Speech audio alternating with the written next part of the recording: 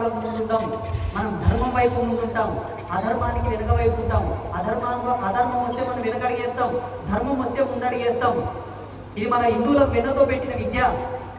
ఎక్కడికక్కడ హిందువుల గొంతు నొక్కాలని చూస్తున్నారు చూడండి. దానికి మనం బలి కాకూడదు. మనం ప్రశ్నించాలి, మాట్లాడాలి. మాట్లాడాలో వద్దా చెప్పండి? మాట్లాడాలో వద్దా?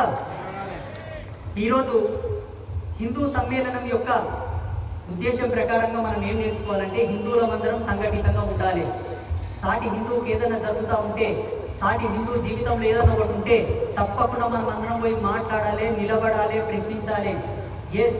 ఈయన ఎవరో మాకు సంబంధం లేదు, ఈయన నా హిందూ బంధువు, ఈయన నేను ఒకటే, ఈయన పక్షాన్ని నిలబడతా అని చెప్పి సంఘటితంగా ఐక్యమత్యంగా మనం అందరం కలిసిమెలిసి ఉండాలి.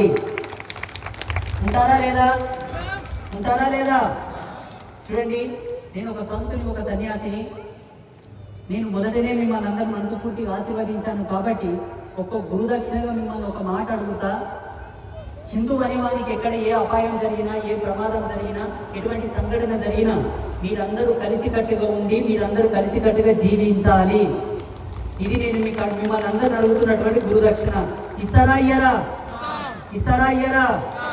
దౌర్భాగ్యం ఏమిటంటే, ఒక రాముని ఆలయం కూలగొడుతున్నారు అనుకోండి, మేము శైవ సాంప్రదాయానికి సంబంధించిన మేమెందుకు పోవాలని అనుకోవద్దు.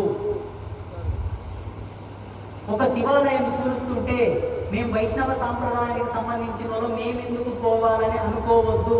ఇలా అనుకున్నారు కాబట్టి సోమనాథుని దేవాలయాన్ని 12 సార్లు దోచుకెళ్ళాడు వాడు. ఇవి కూడా జరుగుతున్నాయి సమాజంలో. రాముడు, కృష్ణుడు అందరు మనవాళ్లే, శివుడు, హరుడు అందరు మనవాళ్లే. మనమందరం సనాతనులం, హిందువులం. అవునా? మరొకసారి గట్టిగా చెప్పాలి, భారత్ మాతా కీ, భారత్ మాతా కీ, భారత్ మాతా కీ. జై శ్రీరామ్, జై శ్రీరామ్, జై శ్రీరామ్. చివరిసారిగా మీ అందరికీ సుఖ సౌఖ్య సమృద్ధి అష్టైశ్వర్య ఆయు ఆరోగ్య భోగ భాగ్య సిద్ధిని ప్రసాదిస్తూ, మరొకసారి అంబాత్రయ్య క్షేత్రంలో వెలిసినటువంటి ముగ్గురమ్మల యొక్క ఆశీస్సులను అందిస్తూ మీరందరూ చల్లగా మంచిగా ఉండాలని చెప్పి కోరుకుంటూ తదాస్తు.